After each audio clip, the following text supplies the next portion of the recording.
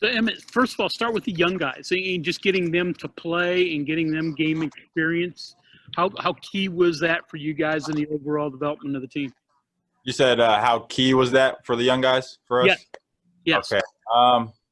Having the young guys out there, it's kind of weird for me to say that now because I remember looking at interviews freshman year of Issa and guys like that and Lamont and Sags, and they were asking the same question about me. So obviously those young guys they're dying to get out there. Literally, like they are foaming from the mouth to get out there and make a play, and you can see that when they get out there. Obviously, Kedrian's not a young guy; he's just a new guy. And, he went out there and he made some plays. So, honestly, I'm really looking forward to see what they'll all do, as the season keeps progressing. Obviously, we all have some work to do. And, hopefully those younger guys know what that work is. So they'll get a chance to get out there more. Justin Jackson. Hey, Emmitt, obviously you guys probably see Derek and Oscar dominate in practice all the time. But to see them both do it at the same time in a game, it's kind of been a while since that happened, or since that has happened. Just what was that like to see it tonight and moving forward?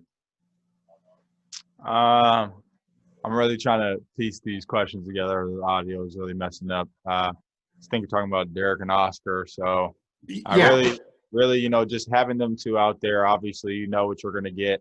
Obviously, it's been a little bumpier. It's been a little bumpy road for Oscar this year, but we've had plenty of sit-down talks with them. I've personally talked to him plenty of times just about the game of basketball is mental. It's not always physical. So people are going to try to outsmart you more than out-physical you because you are probably the most physical basketball player in the country. So having them two down there, it's always a plus. If one of them's not playing good, the other one usually is. So it's really just who's going to play good that game. But, today, obviously, they both played good. And I hope that just happens every game from now on because I personally feel like if they both play well and, we make shots from the outside, I don't think we'll lose to anybody. Next is Kevin Kinder. And it seems like every game there's a different player or group that plays well. Is that just going to be the hallmark of this team? And if not, what has to happen for it all of it together? Is it close, do you think? Just having different guys out there in different groups, obviously last year we did that a lot, but it was just with a bunch of new guys, So you're bringing in a bunch of new guys and they don't always know the plays, or they're honestly not confident to take the shots that they take. So, now you fast forward a year, you have Sean McNeil, who I think I saw the edit. It was like 10 of 14 from three, his last 14 attempts or something like that.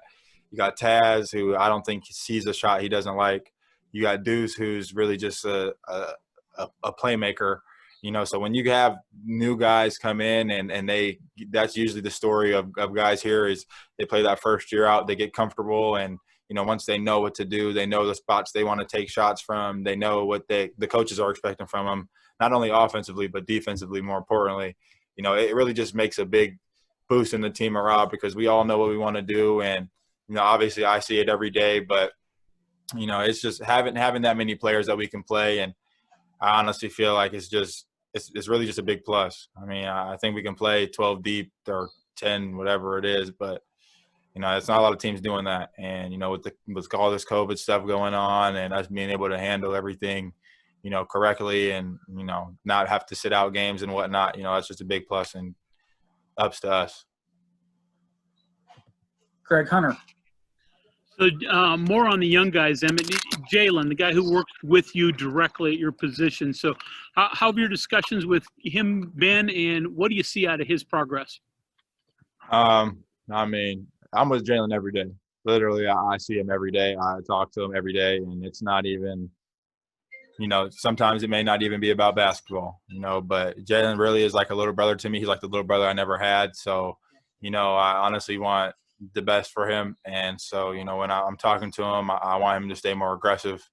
These are obviously things that I have to do myself, but for us to be the best team possible, it's going to be me and him that need to pick up our our game, and that's really going to help our team, even rebounding, slashing, getting dunks, making open shots, making free throws, getting to the free throw line, anything of that nature. But for us to do that as wings, it's really going to take a lot of pressure off the guards and, pressure off Derek and Oscar down there. So, I've had plenty of talks with him. I'm proud of him. He knows what I expect from him, and, he knows what he needs to do to be the guy that he wants to be and go where he wants to go. So. And Justin. Hey, Emmitt, if I could, I want to ask like a two-sided question on three-pointers. Seemed like your guys' defense, three-point defense, was a little better tonight. Obviously, I think they had 7 threes, and that's a pretty good three-point shooting team. And then the other side is you guys went 2 for 21 for 3. How much of a concern is that moving forward? You said you were talking about their three-pointers first and then ours? Yes, sir. Yes. Okay. Well, we really scouted all week.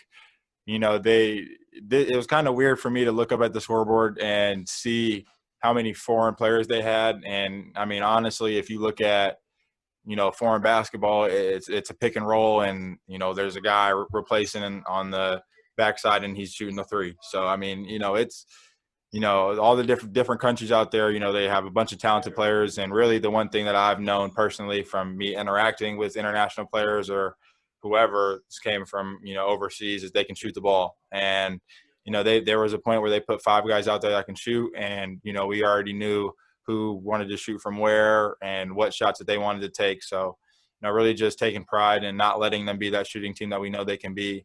They had a guy that was 10 of 14 from the 3 on the season. And, it was really a big, it was a big matchup for us to not let him, make 2 or 3 threes and, let them get back into the game. So, that's them. And for us, obviously we didn't shoot the ball the way we wanted to tonight, but the plus on that is you saw us on the offensive glass. You saw us better, playing better defense, getting steals, doing stuff that we need to do when we're not able to make jumpers. But, obviously it's one game, and, we're going to come in tomorrow. Tomorrow's off day. Everybody's going to get shots. Hopefully we'll make shots the next game. And, that's that.